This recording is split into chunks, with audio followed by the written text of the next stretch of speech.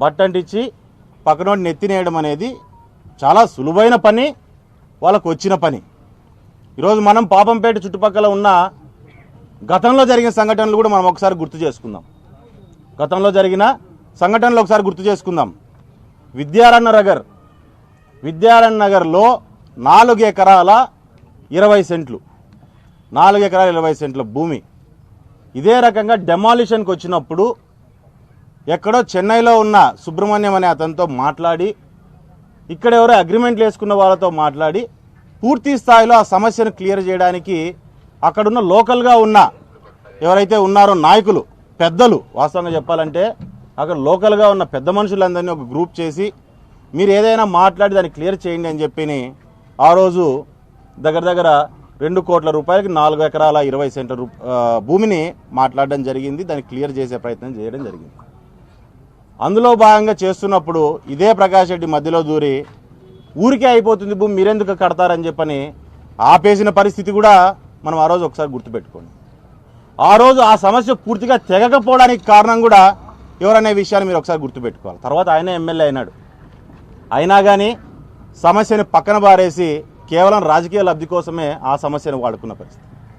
MLA అయిన తర్వాత పక్కనే ఉన్న మరొక 4 ఎకరాల భూమిని 4-5 ఎకరాల భూమిని దాన్ని కూడా ఆ రోజు సాల్వ్ చేసి దాన్ని ఏదైనా క్లియర్ చేద్దామని చెప్పి మేమంతా ప్రయత్నం చేసినప్పుడు లోకల్గా అక్కడ ఉన్న సమస్యను ఏదైతే ఉందో ఆ సమస్యను కూడా పూర్తి స్థాయిలో క్లియర్ చేయాలని ఆలోచన చేసినప్పుడు ఆ సమస్య ఉండడం వలన కూడా ఆ రోజు మాట్లాడలేకపోయినాం. తర్వాత ఈయన కూడా హామీ ఇవ్వడం జరిగింది దాన్ని నేను క్లియర్ చేస్తానని. ఆ తర్వాత వాస్తవాలు మాట్లాడుతున్నాయి, వినండి ఒకసారి. దీన్ని ఖచ్చితంగా వినాల్సిన అవసరం ఉంది. ఎందుకంటే ఇన్ని రోజులు ఈయన చేసిన ఆరోపణలకు ఇదే సమాధానం, ఆయన చేసిన చీకటి ఒప్పందాలే సమాధానం.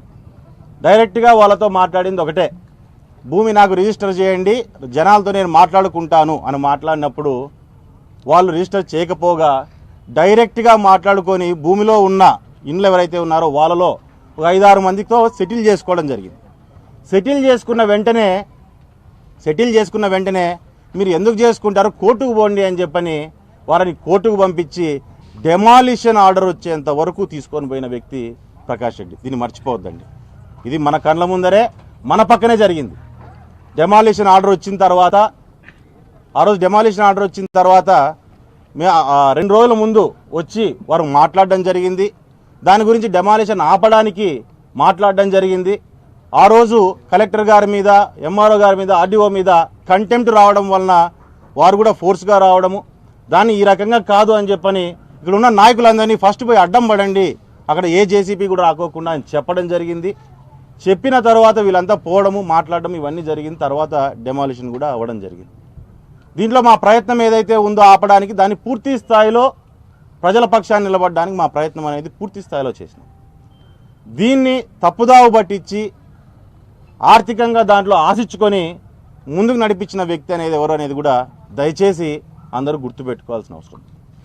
ఎప్పుడైనా సరే మొదటి నుంచి ఈ జిల్లాలో, ఈ ప్రాంతాల్లో ప్రజల పక్షాన, ప్రజల కోసం నిలబడిన వ్యక్తులు కుటుంబం మాది. ఇప్పటికీ ఎప్పటికైనా సరే మేము నిలబడేది ప్రజల పక్షానే. అందులోనూ దాంట్లో నాకు సంబంధించిన వాడు కావచ్చు, అవతలవాడు కావచ్చు, అది వెంకట్ కావచ్చు, అంటే ప్రకాష్ రెడ్డి కావచ్చు, అది వాడు కావచ్చు, వీడు కావచ్చు, ప్రజలకు ఆపోజిట్గా వస్తే ఎవడైనా నాకు ఒక్కటే అనే విషయాన్ని నేను ఈ సభాముఖంగా మీకు అందరికీ తెలియజేస్తున్నాను. నీ అనేది ఉండదు. వాళ్ళు ఒకరిద్దరు నాతో తిరిగి ఉంటే ఈ ప్రాంతంలో నా చుట్టూ 100 మంది తిరిగింటారు, మాతో పాటు కలిసి తిరిగి ఉంటారు. సో నేను ఒకటి కోసం 100 మందిని పోగొట్టుకునే పరిస్థితి అనేది ఉండదు. ముఖ్యంగా ఈ నియోజకవర్గ బాధితులుగా ఉన్నాం కాబట్టి ఖచ్చితంగా ఈ నియోజకవర్గంలో ప్రజలకు ఎటువంటి అన్యాయం జరుగుతుందన్నా ఖచ్చితంగా నిలబడడానికి మేము సిద్ధంగా ఉంటాము, సిద్ధంగా ఉన్నాము అనే విషయాన్ని కూడా దయచేసి మీకు అందరికీ తెలియజేస్తున్నాను అని చెప్పి పాపంపేట ప్రజలందరికీ కూడా నేను తెలియజేయడం జరుగుతుంది. దాంతోపాటు ఈరోజు మాట్లాడుతున్నారు రకరకాలుగా. ఈ రకంగా మనం మాట్లాడి ప్రజల్లోకి తీసుకొని పోయి ఒక పెద్ద ఏదో వీరికి అలవాటు అయిపోయిందనమాట.